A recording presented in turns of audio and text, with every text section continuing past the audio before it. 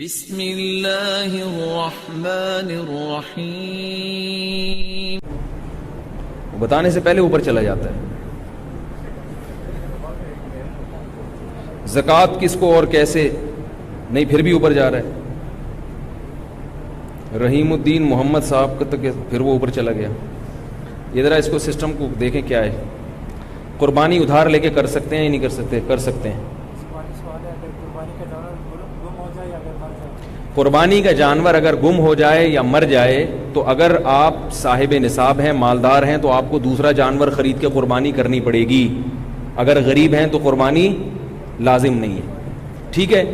اگر قربانی کا جانور آپ نے خریدا اور قربانی کی نیت سے خریدا، قربانی کی نیت سے، بعد میں اس کے اچھے پیسے مل رہے ہیں آپ کو، یہ بڑا مسئلہ ہوتا ہے. پھر نیت بدل گئی، یار اس کو بیچ دو. سمجھ رہے ہو؟ تو جیسا جانور پہلے تھا نا جتنی قیمت کا، اتنی ہی قیمت کا لینا پڑے گا آپ کو. پھر اس میں کم قیمت کا نہیں لے سکتے. یہ کہ اپنے اختیار سے آپ اس کو بیچیں. اگر مر گیا، گم گیا تو جو چاہے کریں. بھائی سمجھ میں آ رہا ہے یہ کیا؟ یہ روحانی فائدہ کیا ہے کہ جب بقرعید میں اللہ کے نام پہ جانور ذبح کیا جاتا ہے تو اللہ اس قربانی کو قبول کرتے ہیں. ابراہیم علیہ السلام کی سنت زندہ ہوتی ہے. اس پر میں انشاءاللہ پھر بعد میں بات کروں گا، وقت پورا ہو گیا ہے. ایک آخری بات یہ کہ اسلام میں جانور کو قتل کرنے کا جو طریقہ ہے اس میں جانور کو تکلیف بہت کم ہوتی ہے، اور غیر مسلم جانور کو مارنے کا جو طریقہ اختیار کرتے ہیں اس میں جانور کو اذیت بہت زیادہ ہوتی ہے. جانور کو مارنے کے جتنے طریقے دنیا میں رائج ہیں سب جانور کے لیے عذاب ہیں، اور ذبح کرنے کا جو طریقہ ہے اس میں جانور تڑپتا بہت ہے، ترس بہت آئے گا، مگر جانور کو تکلیف بہت ہی کم ہوتی ہے. کیوں؟ جب گلے پہ جانور کے چھری چلتی ہے تو یہ جو بلڈ ہے نا ہمارا دل سے، یہ رگوں کے ذریعے کہاں پہنچتا ہے؟ شریانوں کے ذریعے دماغ. جیسے ہی یہ رگیں کٹ گئی ہیں بلڈ کا سرکولیشن دماغ کی طرف، بولو نا بھائی، ختم. اب اس میں درد کو محسوس کرنے کی صلاحیت ختم تو نہیں ہوئی لیکن بہت کمزور ہو جاتی ہے، بہت کمزور. لیکن ہمیں حکم ہے پیچھے سے نہ کاٹیں جانور. کیوں؟ تاکہ یہ جو جانور کا جو دماغ کا ایک حصہ ہے وہ باڈی کو وہ پیغام دیتا ہے کہ بھئی ایمرجنسی نافذ کر دو، کچھ ہو رہا ہے. وہ رگیں شریعت کہتی ہے نہ کاٹو، تاکہ دماغ سے میسج باڈی کو جائے اور باڈی تڑپے اور جلدی سارا خون نکل جائے. نہیں آ رہی بات میرا خیال ہے. دیکھو اللہ کی کیسی حکمت ہے ذبح کرنے میں. تڑپایا جا رہا ہے، تکلیف نہیں دی جا رہی. ہمارے دماغ کے کچھ حصے لاشعوری طور پہ کام کرتے ہیں جن میں ہمیں سوچنا نہیں پڑتا. تو ہمیں حکم ہے جانور کو سامنے سے کاٹیں، پیچھے سے نہ. پیچھے سے کاٹا جانور مرے گا تو فوراً، لیکن خون نہیں نکلے گا جسم سے، جو گندا خون ہے خون نہیں نکلے گا. تو شریعت نے حکم دیا یہاں سے کاٹ کے دماغ کا جو سوچنے والا حصہ ہے، جو درد کو محسوس کرتا ہے، اس کا کنیکشن ختم کر دو. اس کو جب سپلائی نہیں ملے گی نا، پاور نہیں ملے گی، تو وہ سوچنا محسوس کرنا بند کر دے گا، وہ محسوس کرنا بند کرے گا. لیکن دماغ کا وہ حصہ جو لاشعوری طور پر سوچتا ہے اس کو زندہ رہنے دو، تاکہ وہ باڈی کو آرڈر کرتا رہے تڑپنے کے لیے، اور جانور لاتے مارے اور بلڈ اس کا سارا نکل جائے. اس سے بہتر طریقہ جانور کو کاٹنے کا کوئی ہو نہیں سکتا. اسلام نے ایسا طریقہ رکھا ہے جس سے جانور کو تکلیف کم سے کم ہو اور اس کا گوشت گندے خون سے پاک ہو جائے. باقی دنیا میں جتنے طریقے رائج ہیں ان میں جانور تڑپتا کم ہے لیکن وہ اذیت بہت زیادہ محسوس کرتا ہے. تو یہ جانور پر احسان ہے کہ ہم اس کو ذبح کرتے ہیں، یہ جانور کے لیے عذاب نہیں ہے. بات آ رہی ہے سمجھ میں؟ اور اگر اس جانور کو زندہ چھوڑ دیا جائے جیسے کہ ہندو چھوڑ دیتے ہیں زندہ، تو جانور کے بڑھاپے میں اور انسان کے بڑھاپے میں فرق ہے. انسان کے بڑھاپے میں اس کی خدمت کرنے والے لوگ ہوتے ہیں، جانور کے بڑھاپے میں خدمت کرنے والا کوئی بھی نہیں ہوتا. تو وہ عذاب سے مرتا ہے، تکلیف سے مرتا ہے.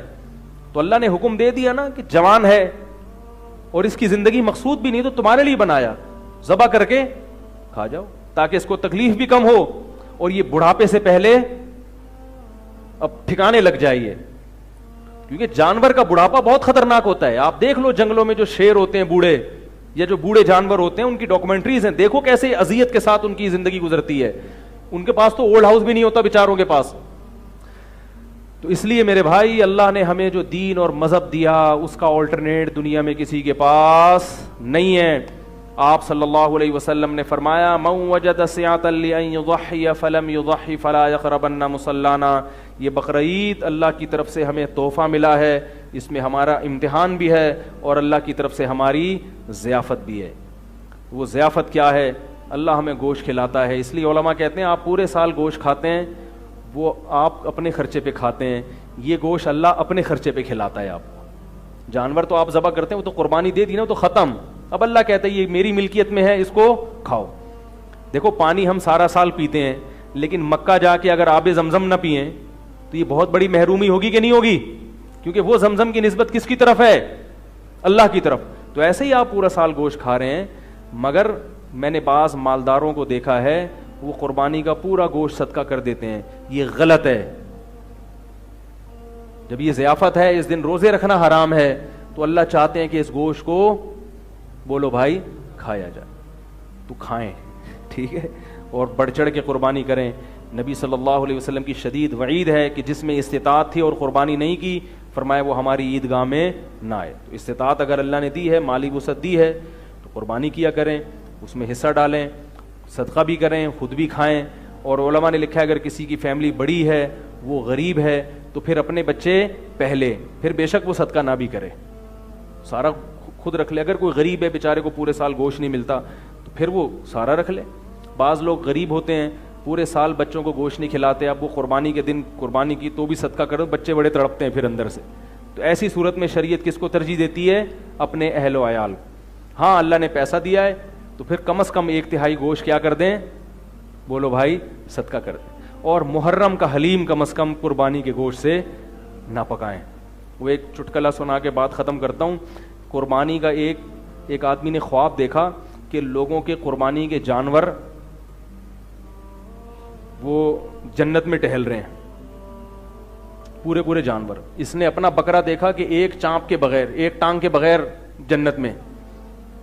بقرعید کے 6 مہینے بعد اس نے خواب دیکھا, ٹھیک ہے, سارے مسلمانوں کے جو جانور ہیں وہ بالکل صحیح سالم جنت میں, اور میرا والا بکرا لنگڑا, ایک ٹانگ نہیں ہے. تو اس نے فرشتوں سے پوچھا یہ میرا بکرا لنگڑا کیوں ہے؟ اس نے بولا تو اس کی ایک ٹانگ ابھی تک تمہارے فریج میں رکھی ہوئی ہے, وہ ابھی تک تمہارے, وہ جو دستی ہے نا وہ ابھی تک کیا ہے, 6 مہینے ہو گئے ہیں, اس لیے یہ بیچارہ لگ رہا ہے. کھاؤ گے تو اس کی ٹانگ لگے گی یہاں. خیر یہ چٹکلا ہے, حقیقت سے اس کا تعلق نہیں ہے. تو قربانی کا گوشت جلدی کھا لیا کریں, ٹھیک ہے, کھائیں کھلائیں اور ختم. ہاں غریب آدمی ہے تو وہ محفوظ رکھ لے, کوئی حرج نہیں ہے اس میں. اللہ تعالیٰ